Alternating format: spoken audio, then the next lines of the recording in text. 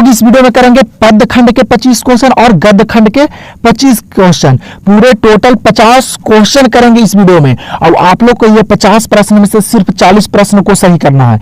कितने? सिर्फ 40 प्रश्न को सही करना है और आप लोग को कमेंट में बताना है। और देखते हैं कितने बच्चे को 40 प्रश्न इसमें याद है। इसमें थोड़ा हार्ड प्रश्न आप लोग को देखने के लिए मिलेगा और आप लोग को देखते हैं कि आप लोग जो है वह 40 प्रश्न सही कर पाते हैं कि नहीं कर पाते हैं। और आज इस वीडियो में आप लोग को पता चल जाएगा। तो चलिए हम लोग ज्यादा समय नहीं लेंगे और वीडियो को स्टार्ट करते हैं और करते हैं मोस्ट वीडियो ऑब्जेक्टिव प्रश्न हिंदी का। और आप लोग अपना स्कोर जरूर बताइएगा कमेंट बॉक्स में और कोई भी गलत कमेंट नहीं करेगा, ठीक है। तो हम लोग चलिए स्टार्ट करते हैं।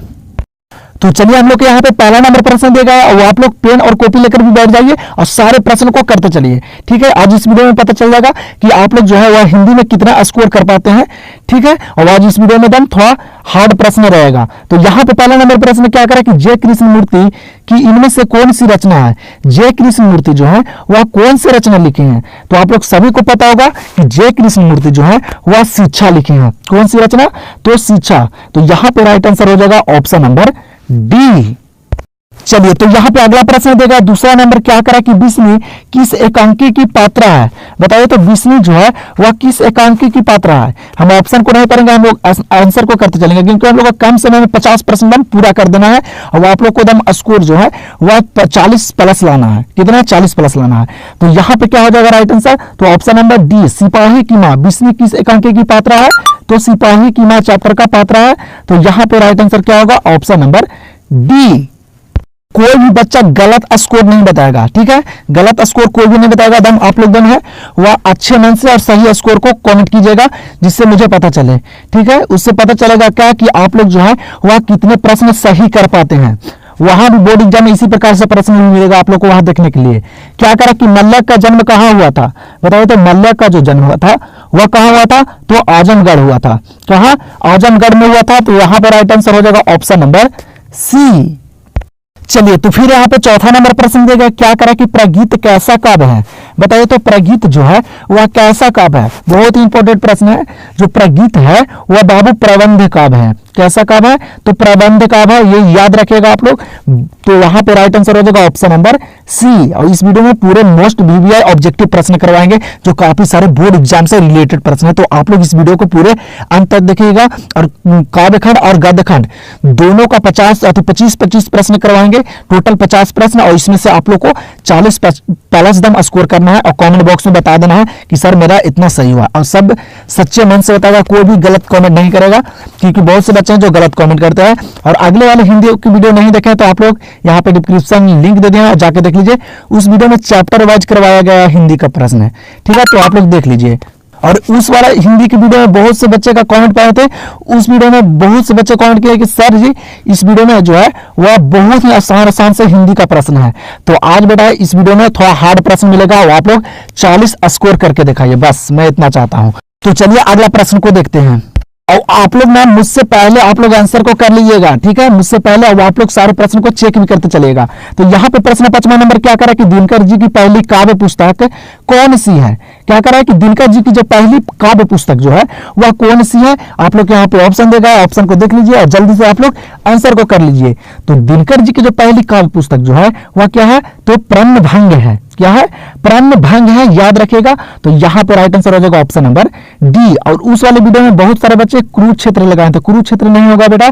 पहली काव्य पुस्तक जो है वह प्रणभंग होगा, याद रखिएगा। तो यहाँ पे राइट आंसर क्या है? तो ऑप्शन नंबर डी। अगला 6वां नंबर प्रश्न है। यहाँ पे क्या करा कि निम्नलिखित में विष्णु की पड़ोसिन कौन है? और विष्णु कौन है बेटा? तो विष्णु जो है वह सिपाही की माँ है। कौन है? सिपाही की माँ है। तो वही पूछ रहा है कि विष्णु की जो पड़ोसिन है वह इनमें कौन है? कौन थी पड़ोसिन? आप लोग को पता होगा जो विष्णु की जो पड़ोसिन थी वह कौन थी? तो कुंती थी। कौन थी? कुंती थी। तो यहाँ पे क्या हो जाएगा राइट आंसर? तो ऑप्शन नंबर सी। चलिए तो अगला प्रश्न यहाँ पे 7वां नंबर दिया गया। क्या करे कि उदय प्रकाश के अनुसार दशहरे के दिन किस चिड़िया को जरूर देखना चाहिए? बताइए तो उदय प्रकाश जो 30 चैप्टर है वह लिखे हैं। तो उदय प्रकाश के अनुसार जो दशहरे के दिन किस चिड़िया को जरूर देखना चाहिए? बताइए तो किस चिड़िया को जरूर देखना चाहिए दशहरे के दिन? तो आप लोग को पता होगा, कहानी को पढ़े होंगे। तो किस चिड़िया को देखना चाहिए दशहरे के दिन? तो नीलकंठ को। किस चिड़िया को देखना चाहिए? तो नीलकंठ को, याद रखिएगा। तो यहाँ पे राइट आंसर हो जाएगा ऑप्शन नंबर सी। अगला प्रश्न क्या करे, 8वां नंबर करे कि अंग्रेज ठेकेदारों ने किस चीज की खेती का विस्तार किया। बताइए तो जो अंग्रेजी ठेकेदार था वह किस चीज की खेती का विस्तार किया था, किस चीज की खेती करने के लिए बोल रहा था। तो अंग्रेजी जो ठेकेदार था वह किस चीज की खेती करने के लिए कह रहा था, तो नील की खेती। किस चीज की, तो नील की खेती। याद रखेगा तो यहां पर राइट आंसर हो जाएगा ऑप्शन नंबर बी। चलिए तो यहां पे अगला प्रश्न को देख लीजिए, क्या करें कि जूठन किस चेतना की रचना है। बहुत इंपॉर्टेंट प्रश्न है इस वीडियो में, ठीक है, तो आप लोग पूरे प्रश्न को देखिएगा। क्या करें कि जूठन किस चेतना की रचना है। बताइए तो आप लोग जूठन जो है वह किस चेतना की रचना है। सभी को पता होगा, ये भी प्रश्न करवाए थे अगले वीडियो में, अगले वीडियो जरूर आप लोग देखिएगा, वो बहुत ही इंपॉर्टेंट वीडियो था। आप लोग को चैप्टर बाय चैप्टर उसमें ऑब्जेक्टिव करवाया गया था और आप लोग को यहाँ पे डिस्क्रिप्शन में लिंक दिया गया है। तो जूठन जो है वह किस चेतना की रचना है, तो राजनीतिक चेतना की। किस चेतना की, राजनीतिक चेतना की। तो यहां पर राइट आंसर हो जाएगा ऑप्शन नंबर बी। अगर आप लोग इस वीडियो में 40 प्लस ऑब्जेक्टिव सही कर लेते हैं तो आप लोग को एक भी प्रश्न बोर्ड एग्जाम में छूट कर नहीं आएगा। इसीलिए आप लोग जरूर कमेंट में बताइएगा कि आप लोग जो स्कोर किए हैं वह कितना किए हैं। आप लोग के लिए एक क्वेश्चन भी ना हम देंगे, आप लोग सारे प्रश्न को करते चलिए और सारे प्रश्न का जो आंसर है वह लास्ट में आप लोग कैलकुलेशन करके बताइएगा कि आप लोग को जो है वह 50 प्रश्न में 40 प्लस सही हुआ कि नहीं हुआ। तो 10वां नंबर प्रश्न यहाँ पे बहुत ही वीडियो प्रश्न है। क्या करा है, ईसाई हसाई लड़कियां बिस्मी के घर आकर क्या मांगती है। क्या करा कि ईसाई जो लड़कियां थी, जो बर्मा में लड़ाई चल रहा था, तो वहां से सब लोग मतलब वहां की लड़कियां जो औरतें थी वह भागकर वह आ गई थी कहां, तो गांव में आ गई थी। तो वह जो बिस्मी से क्या आकर मांग रही थी, तो आप लोग को पता होगा कि ईसाई लड़कियां जो थी वह बिस्मी से चावल दाल मांग रही थी। क्या कुछ लोग नहीं खाए थे, वहां लड़ाई के चलते सारा नष्ट हो गया था। तो वह जो लड़कियां थी वह बिस्मी के घर आकर क्या मांग रही थी, तो चावल और दाल मांग रही थी। तो यहां पे 10 नंबर प्रश्न का आंसर क्या होगा, ऑप्शन नंबर बी। और आप लोग के सारे सब्जेक्ट का इतना बढ़िया से और सारे ऑब्जेक्टिव को कैप्चर करवा देंगे कि आप लोग को बोर्ड एग्जाम में एक भी प्रश्न छूट कर नहीं आएगा। सिर्फ आप लोग इस चैनल से सिर्फ बने रहिए और वीडियो पसंद आ रहा है तो वीडियो को आप लोग एक बार लाइक करके और शेयर जरूर कर दीजिएगा, जिससे मुझे क्या मोटिवेशनल मिले और आप लोग के लिए ढेर सारे ऑब्जेक्टिव प्रश्न को लाया जाए और एक भी बोर्ड एग्जाम में नहीं छूटे, इतना ऑब्जेक्टिव करवा दूंगा मैं। तो आप लोग इस चैनल से सिर्फ जुट जाइए। तो 11 नंबर प्रश्न यहाँ पे क्या करा कि भगत सिंह के हृदय में किस भावना का कोई स्थान नहीं था। बताइए तो भगत सिंह के हृदय में किस भावना का कोई स्थान नहीं था। बताइए, आप लोग को सिर्फ 40 प्रश्न ही करना है, ठीक है। तो भगत सिंह के हृदय में किस भावना का कोई स्थान नहीं था, तो प्रेम के। किस भावना का, प्रेम के। तो याद रखेगा तो यहां पर राइट आंसर हो जाएगा 11 नंबर प्रश्न का ऑप्शन नंबर बी। और आप लोग इस वीडियो में थोड़ा अच्छा प्रश्न देखने के लिए मिलेगा। बुक के पूरे गहराई से प्रश्न को लाए एकदम, बुक के पूरे गहराई से, कि एक भी प्रश्न कहीं से भी पूछे नहीं छूटे, ठीक है। आप लोग बहुत सारे आसान प्रश्न को कर लिए हैं। तो यहाँ पे 12 नंबर प्रश्न क्या करें कि the first and last freedom किसकी कृति है। बताइए तो the first and last freedom जो है वह किसकी कृति है। तो आप लोग को पता होगा जो यह कृति है वह जे कृष्ण मूर्ति की है। The first and last freedom किसकी कृति है, तो जे कृष्ण मूर्ति की। तो यहां पे राइट आंसर हो जाएगा 12 नंबर प्रश्न का ऑप्शन नंबर सी। तो फिर यहाँ पे अगला प्रश्न आप लोग देखिए, क्या करा कि उसने कहा था कहानी के कहानीकार कौन है। बताइए तो उसने कहा था जो कहानी है, इसके कहानीकार जो है जो चैप्टर लिखे हैं वह कौन लिखे हैं। तो आप लोग को पता होगा ये दूसरा चैप्टर जो है वह कौन लिखा है, तो चंद्रधर शर्मा गुलेरी जी लिखे हैं। कौन लिखे हैं, चंद्रधर शर्मा गुलेरी जी। याद रखिएगा तो यहाँ पे राइट आंसर क्या हो जाएगा, ऑप्शन नंबर सी। और आप लोग ना स्कोर गलत नहीं बताइएगा, ठीक है। आप यहाँ पे स्कोर को गलत बता देंगे और बोर्ड एग्जाम जो है वह स्कोर गलत नहीं बता पाइएगा, ठीक है। इसीलिए आप लोग ईमानदारी से आप लोग सही से अच्छे से स्कोर को बताइएगा, ठीक ना। काहे कि बोर्ड एग्जाम में भी आप लोग अगर कहिएगा घर आकर कि हम तो इतना प्रश्न को सही कर दिए हैं, इतना प्रश्न को टच कर दिए हैं, लेकिन बेटा जो रिजल्ट आता है वही पता चलता है उसी से कि आप लोग जो है वह कितना प्रश्न को किए हैं या नहीं किए हैं, ठीक है। तो आज इस वीडियो में भी आप लोग को पता चल जाएगा और सही आप लोग कमेंट में बताइएगा कि आप लोग जो है वह 50 प्रश्न में कितने प्रश्न को सही किए हैं और कितने प्रश्न को गलत किए हैं, तो जरूर कमेंट कीजिएगा। तो यहाँ पे 14 नंबर प्रश्न क्या करा है कि माथुर बितिहारवा पहुंचने पर कौन मिले। बताइए तो माथुर जी जो बितिहारवा गए थे तो उनको वहां पहुंचने पर कौन मिले थे, बितिहारवा उनको कौन मिले थे, तो पुंडलिक जी मिले थे। कौन मिले थे, पुंडलिक जी मिले थे। याद रखिएगा तो यहां पे राइट आंसर हो जाएगा ऑप्शन नंबर सी। चलिए तो अगला प्रश्न यहाँ पे क्या करा कि बातचीत से मन किस प्रकार का हो जाता है। बताइए तो बातचीत से जो मन है वह किस प्रकार का हो जाता है। तो आप लोग को पता होगा कि जो मन है वह हल्का और स्वच्छ हो जाता है। बातचीत से मन किस प्रकार हो जाता है, तो हल्का और स्वच्छ हो जाता है। तो यहाँ पे राइट आंसर हो जाएगा ऑप्शन नंबर सी। चलिए तो अगला प्रश्न यहाँ पे देख लीजिए, क्या करा कि निम्नलिखित में कौन प्रलय की छाया के कवि हैं। बताओ तो कौन है जो प्रलय की छाया के कवि हैं? ये भी प्रश्न में करवाया था अगले वीडियो में। तो जल्दी से आप लोग बताइए, जल्दी से आप लोग स्कोर कीजिए, अपना अपना प्रश्न को सही कीजिए। तो निम्नलिखित में कौन प्रलय की छाया के कवि हैं? तो आप लोग को पता होगा जयशंकर प्रसाद। कौन है प्रलय की छाया के कवि? तो जयशंकर प्रसाद है। तो यहाँ पे राइट आंसर हो जाएगा ऑप्शन नंबर सी। चलिए तो 17 नंबर प्रश्न को देख लीजिए, क्या करा कि एक लेख और एक पत्र के रचनाकार हैं। बताइए तो एक लेख और एक पत्र के रचनाकार कौन है? जल्दी से आप लोग अपना अपना आंसर कीजिए, जल्दी से आंसर कीजिए आप लोग। तो एक लेख और एक पत्र के जो रचनाकार हैं वो कौन है? तो भगत सिंह जी हैं। कौन है? भगत सिंह जी। तो यहाँ पे 17 नंबर प्रश्न का राइट आंसर क्या होगा? Option number A. और आप लोग के लिए इतना मेहनत करते हैं, आप लोग के लिए इतना हम सारे प्रश्न को ढूंढ ढूंढ कर लाते हैं, तो आप लोग एक बार सिर्फ वीडियो को लाइक कर दीजिए, ठीक है? एक बार वीडियो को लाइक करके और शेयर कर दीजिए। तो यहां पे देखिए अगला प्रश्न यहाँ पे क्या करा कि युद्ध और शांति की समस्या पर लिखी गई काव्य कृति है। बताइए तो युद्ध और शांति की समस्या पर लिखी गई जो काव्य कृति है वह कौन सी कृति है? तो युद्ध और शांति की समस्या पर जो लिखी गई काव्य कृति है वह है कुरुक्षेत्र। याद रखिएगा, बहुत इंपॉर्टेंट प्रश्न है। युद्ध और शांति की समस्या पर लिखी गई काव्य कृति कौन है? तो कुरुक्षेत्र है। तो यहां पर राइट आंसर हो जाएगा ऑप्शन नंबर बी।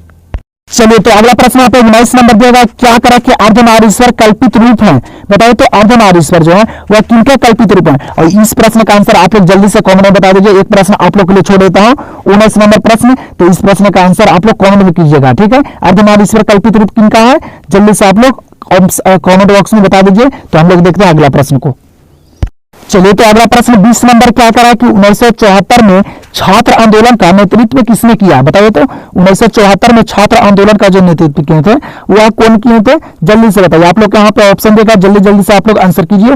तो 1974 में छात्र आंदोलन का जो नेतृत्व किए थे वह जयप्रकाश नारायण जी किए थे। कौन किए थे? जयप्रकाश नारायण जी। तो यहाँ पे राइट आंसर हो जाएगा ऑप्शन नंबर डी। चलिए तो 21 नंबर यहां पे देख लीजिए, क्या करा कि प्रेमचंद थे। बताइए तो प्रेमचंद जो है वह क्या थे? जल्दी से बताइए आप लोग 21 नंबर प्रश्न का।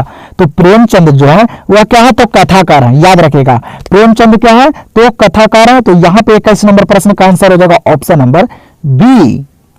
चलिए तो फिर यहां पे देख लीजिए अगला प्रश्न क्या करा है, कहा कि दिनकर का जन्म कब हुआ था? बताइए तो दिनकर जी का जो जन्म हुआ था वह कब हुआ था? आप लोग को जन्म और लेखक से भी वहां प्रश्न बहुत सारे देखने के लिए मिलेंगे। तो आप लोग के लिए एक स्पेशल वीडियो और बना दूंगा मैं, ठीक है? अभी टाइम है आप लोग के लिए, 2 मंथ अभी बचा हुआ, तो आप लोग 2 मंथ अच्छे तरीके से तैयारी कीजिए। तो दिनकर का जन्म कब हुआ था? बताइए तो जो दिनकर का जन्म हुआ था वह 23 सितंबर 1908 को हुआ था। कब हुआ था? 23 सितंबर 1908 को। याद रखेगा। तो यहां पे राइट आंसर हो जाएगा ऑप्शन नंबर ए। चलिए तो अगला प्रश्न 23 नंबर यहाँ पे क्या करा कि चंद्रधर शर्मा गुलेरी किस युग के कहानीकार हैं? बताइए तो चंद्रधर शर्मा गुलेरी जी जो है वह किस युग के कहानीकार हैं? आप लोग को पता होगा जो चंद्रधर शर्मा गुलेरी जो है वह द्विवेदी युग के कहानीकार हैं। किस युग के? द्विवेदी युग के। याद रखेगा। तो यहाँ पे 23 नंबर प्रश्न का आंसर हो जाएगा ऑप्शन नंबर ए।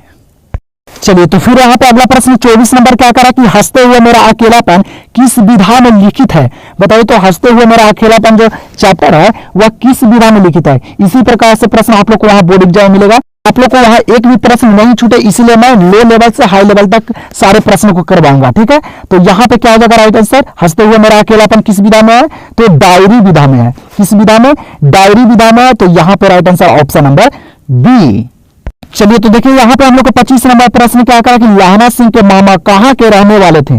बताइए तो लाहना सिंह के मामा कहाँ के रहने वाले थे? आप लोग को बता दिए कि आप लोग को एकदम एग्जाम से पहले सारे जो जितना भी सब्जेक्ट है सारे सब्जेक्ट का ऑब्जेक्टिव को क्लियर कर देगा। आप लोग कमेंट में बता दीजिएगा, ठीक है? तो लाहना सिंह के मामा कहाँ के रहने वाले थे? तो अमृतसर के। कहां के रहने वाले थे? अमृतसर के। तो यहां पे 25 नंबर प्रश्न का राइट आंसर हो जाएगा ऑप्शन नंबर बी। और आप लोग को इस सेशन खत्म होता है, इस सेशन में हम लोग कर लिए हैं कितने? 25 प्रश्न को कर लिए हैं।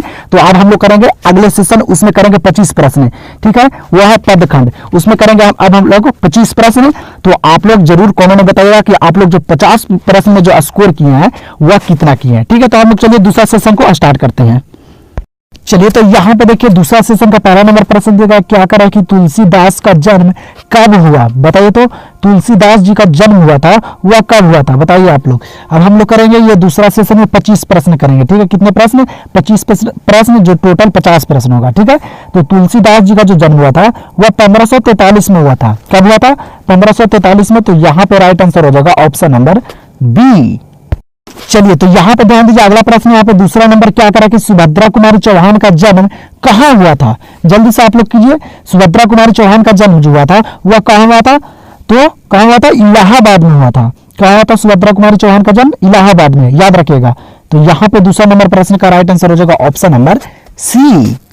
और आप लोग सारे प्रश्नों को एकदम करते चलिएगा, ठीक है, और लास्ट में स्कोर भी बताइएगा आप लोग, ठीक है। तो यहाँ पे प्रश्न क्या करा कि सूरदास किस भाषा से के प्रसिद्ध कवि हैं, बताइए तो सूरदास जी जो है वह किस भाषा के प्रसिद्ध कवि हैं। आप लोग यहाँ पे ऑप्शन देगा, जल्दी से आप लोग अपना अपना आंसर कीजिए, बताइए तो। अब बहुत ही इंपॉर्टेंट प्रश्न है इस वीडियो में, इसीलिए आप लोग पूरे लास्ट तक पूरे प्रश्न को देख लीजिए।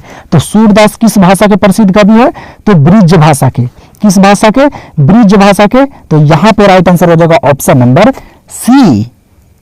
फिर यहाँ पे 4 नंबर प्रश्न क्या करा कि रघुवीर सहाय का जन्म कहाँ हुआ था, बताइए तो। रघुवीर सहाय का जन्म जो हुआ था वह कहाँ हुआ था। आप लोग यहाँ पे ऑप्शन देगा, देख लीजिए यहाँ पे ऑप्शन में, चारों ऑप्शन में उत्तर प्रदेश दिया गया है, ठीक है। आप लोग को जब तक कंफर्म अच्छे तरीके से याद नहीं रहेगा प्रश्न, वहां सही आप लोग नहीं कर रहेगा, इसीलिए आप लोग अच्छे तरीके से याद कीजिए।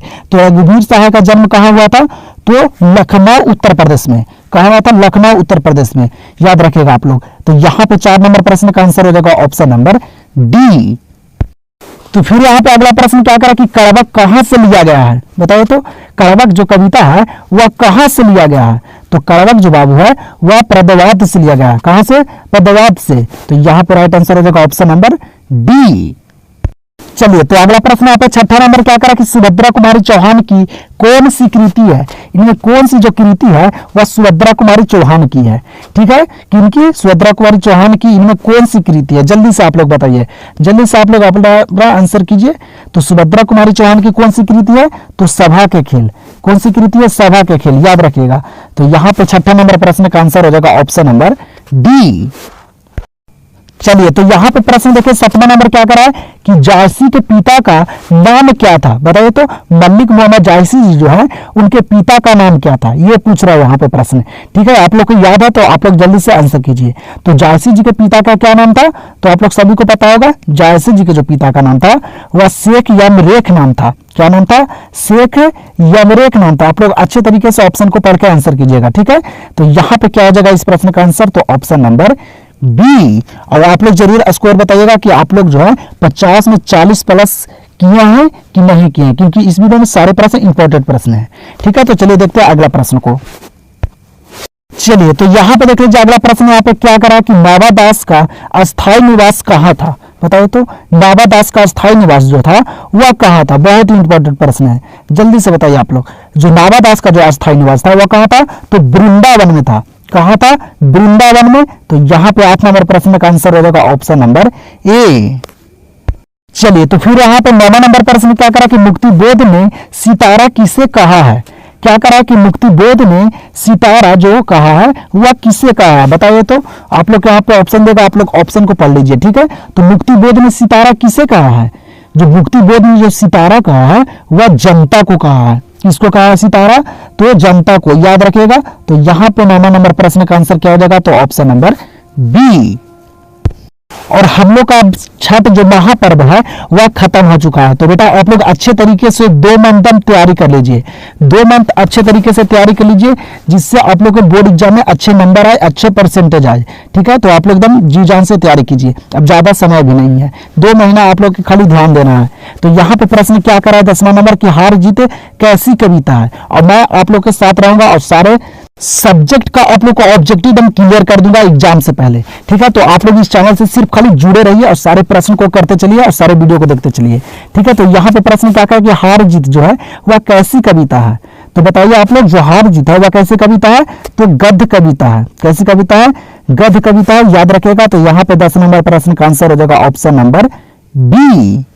और आप लोग जो है और वीडियो को लाइक नहीं करते हैं, आप लोग के लिए बहुत ही मेहनत करता हूं, लो लेवल से हाई लेवल तक के प्रश्नों को आप लोग को लेकर आता हूं कि आप लोग को बोर्ड एग्जाम में कहीं से भी प्रश्न आए कोई भी दिक्कत नहीं हो। तो आप लोग बेटा एक बार सिर्फ वीडियो को लाइक कर दीजिएगा, ठीक है। तो यहाँ पे 11 नंबर प्रश्न क्या करा कि सूरदास किस चीज के भूखे हैं, बताइए तो। सूरदास जो है वह किस चीज की भूखे हैं। आप लोग को पता होगा जो सूरदास है वह कृष्ण की जूठन के भूखे थे। किसके, तो कृष्ण की जूठन की। तो यहाँ पे राइट आंसर क्या हो जाएगा 11 नंबर प्रश्न का ऑप्शन नंबर ए। चलिए तो अगला प्रश्न को देख लीजिए, क्या करा यहाँ पे प्रश्न कि भूषण किस काल के कवि थे।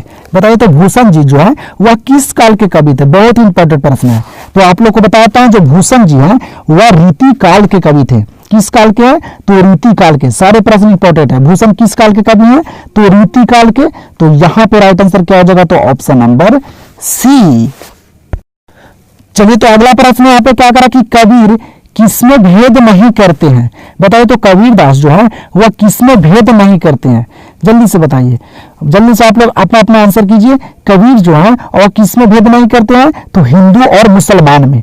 किसमें भेद नहीं करते हैं, हिंदू और मुसलमान में, और नहीं करना भी चाहिए, ठीक है, आप लोग भी नहीं कीजिएगा। तो कबीर किसमें भेदभाव नहीं करते हैं, तो हिंदू मुसलमान में। तो यहाँ पे 13 नंबर प्रश्न का आंसर हो जाएगा ऑप्शन नंबर डी। चलिए तो 14 नंबर प्रश्न को यहाँ पे देख लीजिए, क्या करा कि कौन सी रचना तुलसीदास की है। बताइए तो कौन सी रचना जो है वह तुलसीदास की है। रचना से बहुत सारे प्रश्न यहाँ पे आप लोग के लिए देखने के लिए मिलेगा, तो आप लोग सारे रचना के भी क्लियर कर लीजिएगा, ठीक है, और मैं करवा दूंगा अभी। तो कौन सी रचना तुलसीदास की है, तो तुलसीदास की जो रचना है इनमें वह विनय पत्रिका है। कौन सी रचना, विनय पत्रिका, याद रखिएगा आप लोग। तो यहाँ पे क्या हो जाएगा राइट आंसर, तो ऑप्शन नंबर बी। चलिए तो 15 नंबर प्रश्न को देख लीजिए, क्या करा कि गुलामी का नशा किसकी रचना है। बताइए तो गुलामी का नशा किसकी रचना है। इस वीडियो में बहुत सारे रचना भी करवाऊंगा मैं, ठीक है, तो आप लोग सारे रचना के देख लीजिए। तो गुलामी का नशा किसकी रचना है, बताइए तो गुलामी का नशा जो है वह किनकी रचना है, तो ठाकुर रामनाथ सिंह की रचना है। किनकी, तो ठाकुर रामनाथ सिंह की। तो यहाँ पे क्या हो जाएगा राइट आंसर, तो ऑप्शन नंबर बी। चलिए तो फिर यहाँ पे अगला प्रश्न क्या करा कि सुभद्रा कुमारी चौहान के पति का नाम क्या था। क्या करा प्रश्न कि सुभद्रा कुमारी चौहान के जो पति का नाम था वह क्या था। बताइए तो आप लोग, सुभद्रा कुमारी चौहान के जो पति का नाम था वह क्या था, तो ठाकुर लक्ष्मण सिंह नाम था। क्या नाम था, ठाकुर लक्ष्मण सिंह, याद रखिएगा। तो यहाँ पे 16 नंबर प्रश्न का आंसर क्या होगा, ऑप्शन नंबर ए। चलिए तो अगला प्रश्न यहाँ पे क्या करा कि कड़वक कहां से लिया गया है। क्या करा प्रश्न कि कड़वक जो है वह कहां से लिया गया है। तो कड़वक जो है बाबू वह कहां से लिया गया है, तो प्रदवात से लिया गया है। कहां से, प्रदवात से। तो यहां पे राइट आंसर हो जाएगा ऑप्शन नंबर डी। और आप लोग हिंदी का चैप्टर वाइज वीडियो नहीं देखे हैं तो यहाँ पे डिस्क्रिप्शन में लिंक है, जाकर उस वीडियो को भी देख लीजिए, उससे आप लोग को बहुत सारे प्रश्न क्लियर हो जाएंगे, ठीक है। तो आप लोग जल्दी से जाइए और डिस्क्रिप्शन में लिंक दिया गया, आप लोग उस हिंदी के वीडियो को देख लीजिए। तो यहाँ पे क्या करा प्रश्न कि नावादास के दीक्षा गुरु हैं। बताइए तो नावादास के दीक्षा गुरु कौन थे। जो नावादास के जो दीक्षा गुरु थे वह कौन थे, तो स्वामी अग्रदास थे। कौन थे, स्वामी अग्रदास। और अग्रदास नहीं देकर कहीं कहीं दे देगा अग्र अली, इनको अग्र अली भी कहा जाता है, ठीक है। तो नावादास के दीक्षा गुरु कौन थे, तो स्वामी अग्रदास। तो यहाँ पे राइट आंसर हो जाएगा ऑप्शन नंबर ए। चलिए तो अगला प्रश्न यहाँ पे देखिए, क्या करा कि दूध डूबे अंगूठे के छापे किनके हैं। बताइए तो दूध डूबे अंगूठे के छापे किनके हैं, जल्दी से बताइए।